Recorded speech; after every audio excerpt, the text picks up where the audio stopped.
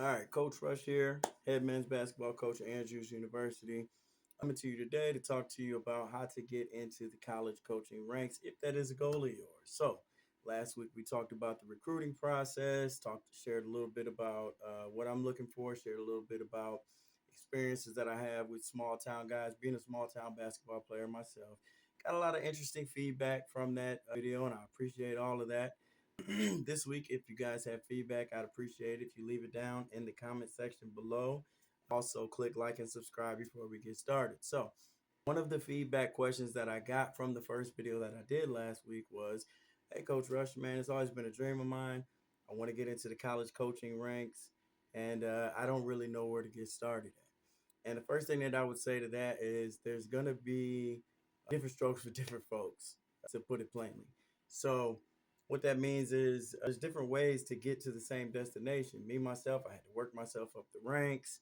I started as a volunteer at the middle school level, worked my way up through AAU, varsity assistant coaching, eighth grade head coach, JV head coach, varsity coach at a small school, got a job at a bigger school, and I worked myself up to an assistant at a junior college, and here I am as the head men's basketball coach at a four-year institution, Andrews University. All right, so but again, there's different strokes for different folks. So there's some guys who they get into the coaching ranks as grad assistants. There's a lot of people that jump in as volunteers. You may have had a really excellent career as a college basketball player and found your niche that way, whether you got in immediately or you got in later on down the road after you continue playing or whatever the case may be. So it really just depends on where you're starting from and where you're trying to end up at, what your goals may be. And with that being said, one of the things that I did along the way is I documented everything that I did. So whether I was doing skill development training, learning different sets and different things like that along the way, you begin to document this process and you begin to put your basketball mind on paper so that you can track it. And then what that also helps you do is during the interview process, you have something physical, something tangible that you can give to athletic directors and other people who are decision makers for them to be able to take a look at that and make an evaluation before you even get to the interview process as well. So for me, I started an online coaching portfolio. So it's just a website, it's just a link, it's a living document. I change it as I go. Every coaching job I've gotten, I've added that to it as my philosophy has changed or different aspect of my coaching collective has changed. That coaching portfolio has changed as well. And the beauty of that is when I send that link, one of the things that I do is I send a letter of interest to the athletic department of wherever I'm applying for a job at. And I send that link in the bottom of it as a coaching portfolio. And again, they get to take a look at my basketball brand. They get to take a look at my experience. It has my resume on it, my coaching philosophy, offensive, defensive philosophy, culture goals, yada, yada, yada. Just everything that you would put into a portfolio. And one of the things I've always gotten when I get to the interview process is, man, this thing is really well put together. And I can tell that it's well thought out. And so that it makes you look that much more efficient in what you do, that much more put together before they even get a chance to meet you. It gets them excited about meeting you.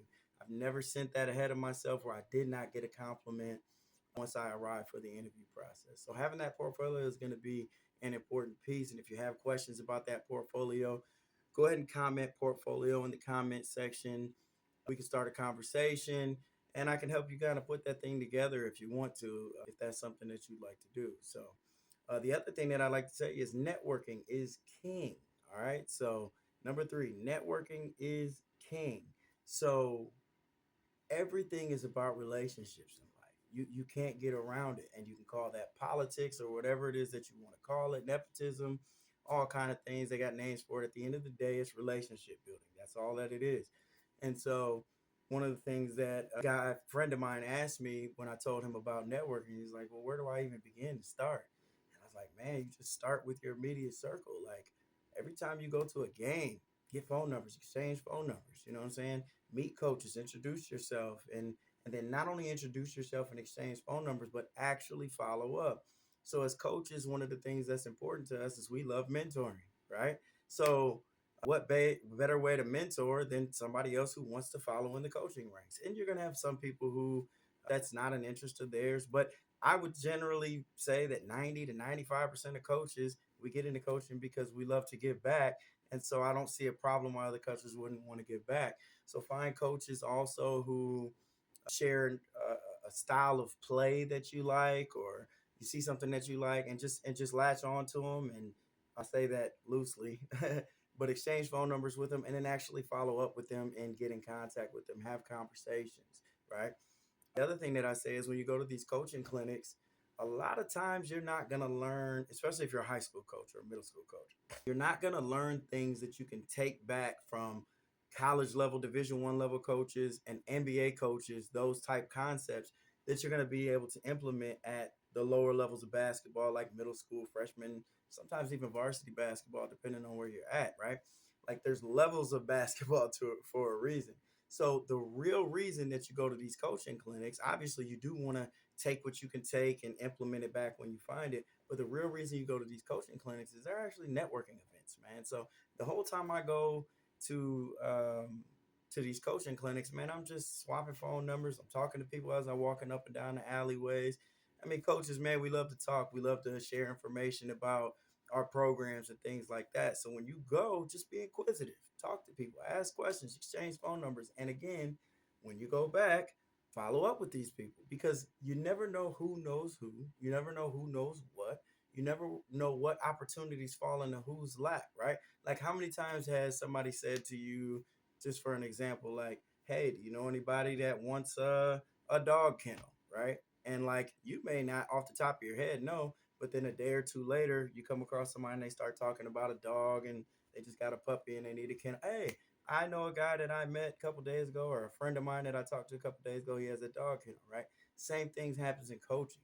So you never know who has access to what opportunities, who knows what circles other people are going to be into, and when they fall into those things, they're going to think of you if you had that conversation with them when you met them at the coaching clinic. They're going to be like, man, I met this guy at the coaching clinic, this young guy, and he's really enthusiastic and, all those things.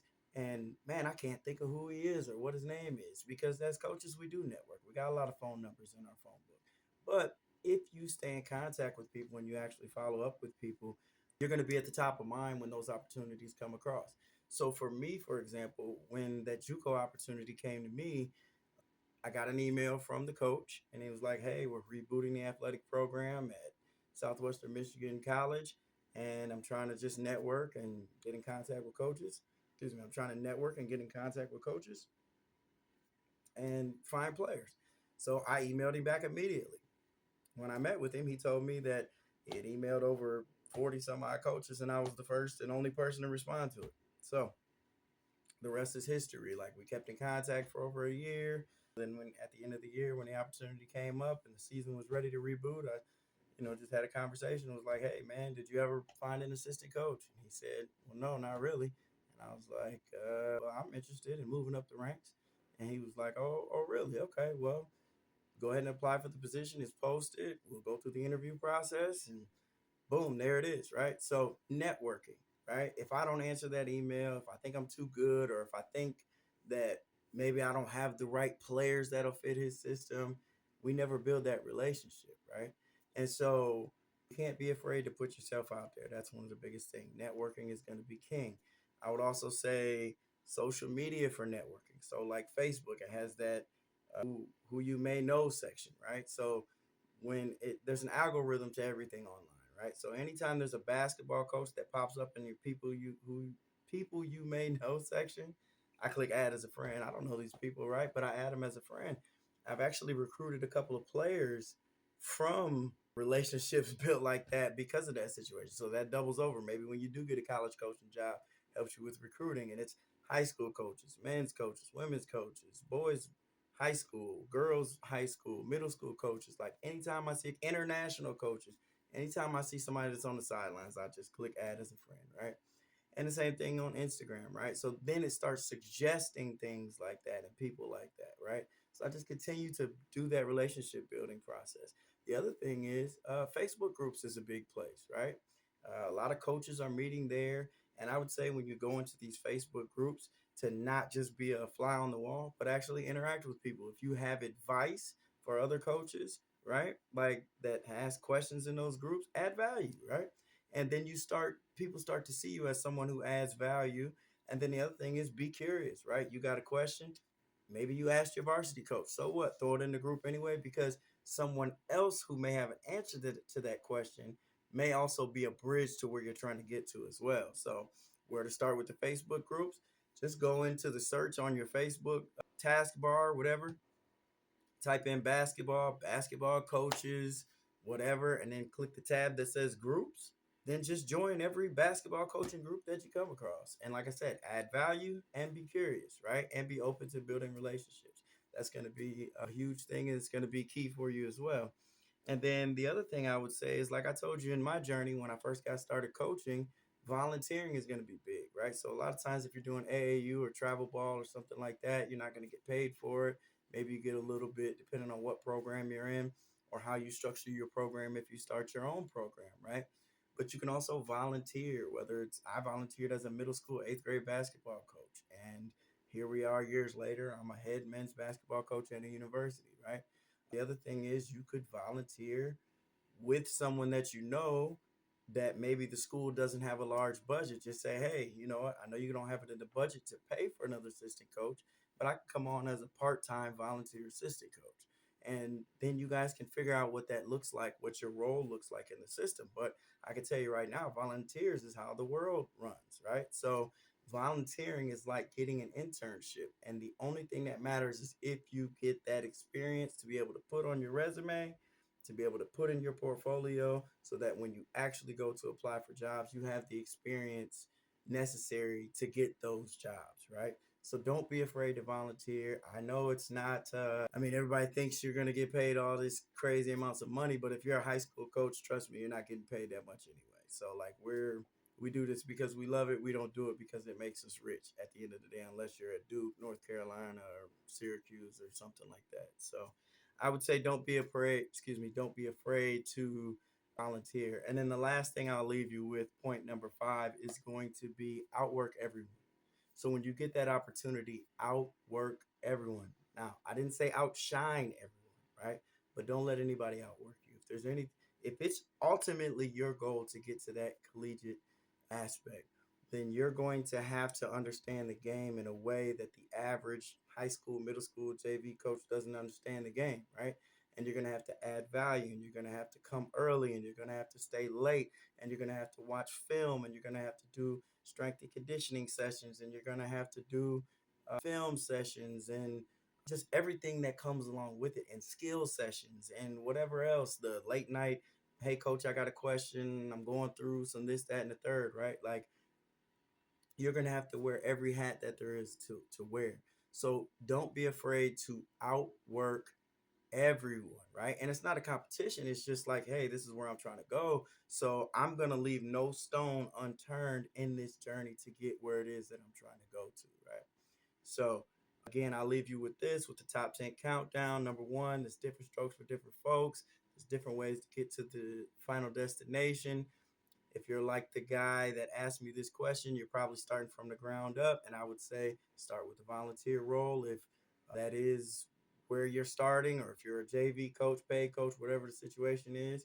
Don't let that stop you. Just work your way up the ladder.